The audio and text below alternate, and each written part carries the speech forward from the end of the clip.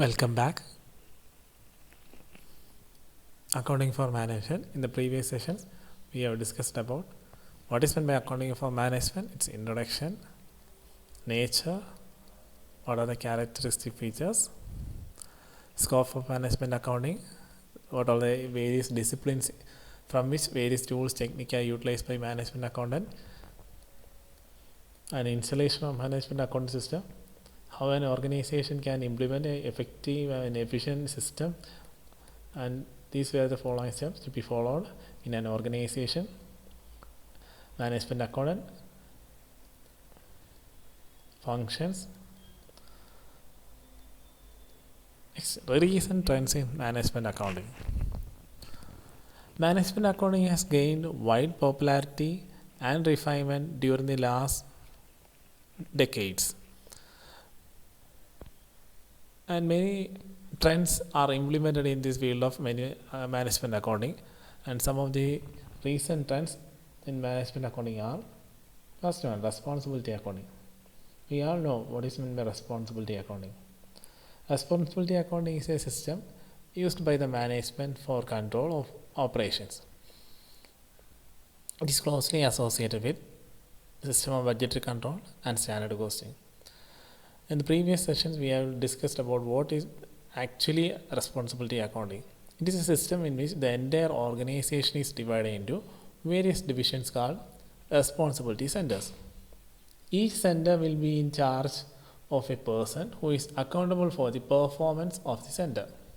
Each responsible center is independently evaluated, and responsibility for any adverse in performance is assigned to the person concerned. As we have mentioned or discussed in the previous session, there are 4 types of centers, mainly cost center, revenue center, profit center, and investment center. Each center has separate goals set for the center. The whoever in charge, usually it will be a manager or an officer who is in charge of the center, is responsible for achieving the goals of the center, and he will be the whole responsible for any issues related to that center. Next one, transfer pricing.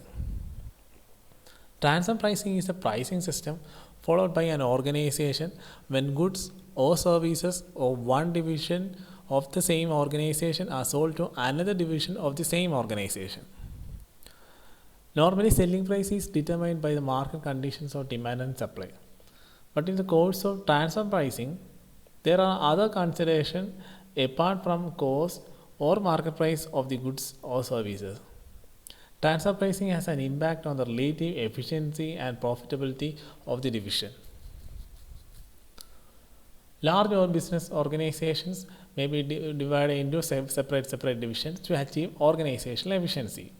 Objective is to see that each division has to stand by its own and prove its efficiency. It facilitates comparison and performance of each division and develop a healthy competition between divisions. In transfer pricing, the activity is carried out between divisions within an organization. For example, a car manufacturing concern consists of different processes. For example, in a car manufacturing concern, body part is dealt by body shop department, and the engine part is dealt by engine or mechanical departments, and the tires and such that fibers and optics related to some other department.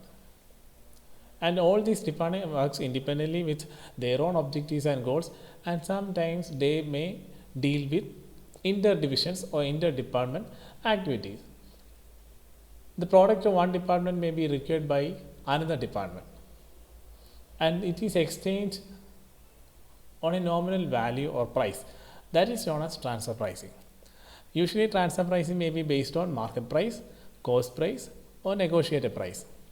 Market price is the price if the goods are sold in the market, and cost price is actual cost incurred for the good plus a required rate of profit, and negotiated price is a price determined by negotiation between divisional managers. Next one, zero-based budgeting. We all know what is meant by zero-based budgeting. Zero-based budgeting is a new approach to a budgetary control system. In this approach, a budget for any period is prepared from a zero base or from scratch without looking to the previous year's figures. Unlike a traditional budgeting, previous year's values or factors are considered while preparing for the present year or for planning for the future period. But in zero-based budgeting, no previous year data is considered, only those factors or data that are required for the current or present period. Only on the basis of that requirement, budgets are prepared. That's zero-based budgeting is different from conventional budgeting. In zero-based budgeting, every year the budget is allocated is based on actual figures of that current year depending on the requirements of the organization. Next one, performance budgeting. Performance budgeting is a system of budgeting based on functions, programs, and activities. It incorporates physical and financial activities as targets. It involves evaluation of performance in terms of physical and financial units. Here, the purpose of performance budgeting is to measure the physical and financial activities, whether the organization is able to achieve the physical objectives as well as financial objectives. Next one, value analysis and value engineering. By value analysis, it is a technique used for improving performance of an organization. Thereby, the value attached to a particular product or service can be increased. It aims at eliminating unnecessary costs without impairing the quality or use of any product or service. But in value engineering,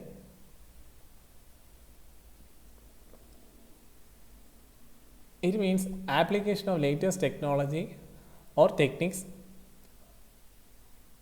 or innovations so as to improve the production, at the same time reduce cost.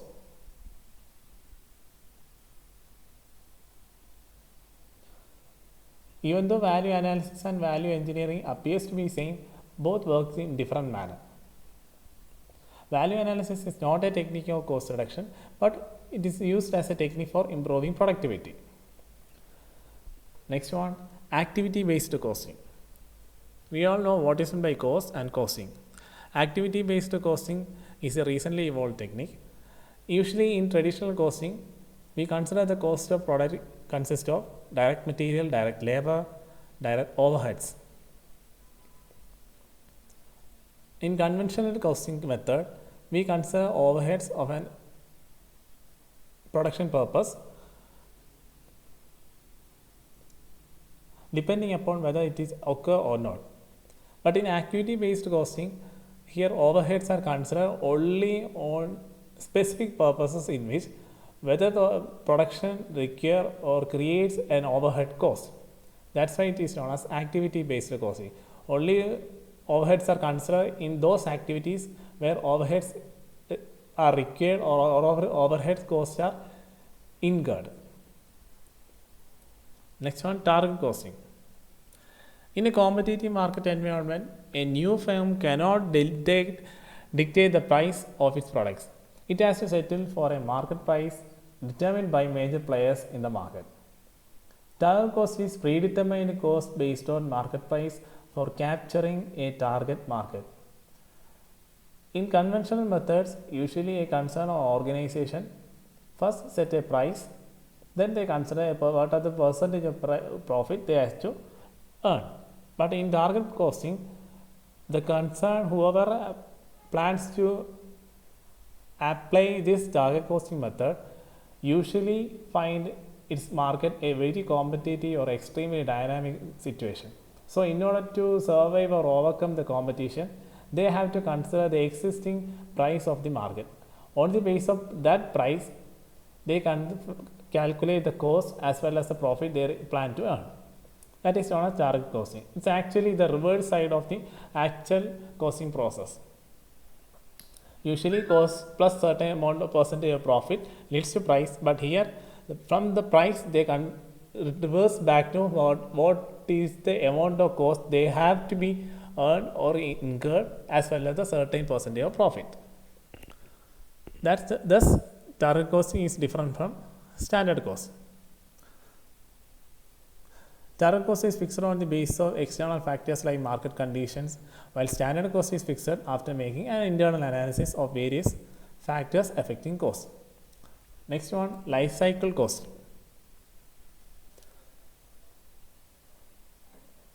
Life cycle costing is accumulation of cost for activities that arise during the life cycle of a product. We all know the life cycle consisting of introduction, growth, maturity, saturation, and decline. And during all these stages, the pattern of costing and the method of costing activities and the nature and performance of goods or services in the market varies. During the duration of each stage, the situation will not be stable and the sequence of the stage is definite. So, in life cycle costing, each stage is identified and the requirement of each stage are deeply analyzed and the cost for each stage are identified in advance. On the basis of this, costing and costing patterns are considered. This is known as life cycle costing, and the same is implemented in the management accounting system. Thus, life cycle analysis helps to control activities during the life cycle of a product. Next one, quality costing. Quality costing measures and accumulates the cost incurred in improving the quality of the product. Product or service quality has an important bearing on its cost. Improving quality means reduction in cost in terms of fewer defective units, fewer customer complaints, lesser amount of warranties and repairs. Thus, the total cost can be reduced by quality conformance or higher quality. By quality costing, we might think that it is a costing or that part of costing so as to improve the quality of the product. Yes, it is, because after one product is distributed in the market or once a product receives a consumer, the costing activity never stops, because even after usage the consumer may deal with various issues related to product like services. If the quality of the product is good, they will have fewer services and fewer complaints. If the quality is not up to the mark, the product will sustain various issues. So the organization should give more importance to quality costing. Only through that the products after cost services or after the sale cost issues can be minimized. That is known as quality costing. In the next sessions, we will discuss about the recent trends implemented in management reporting. Thank you.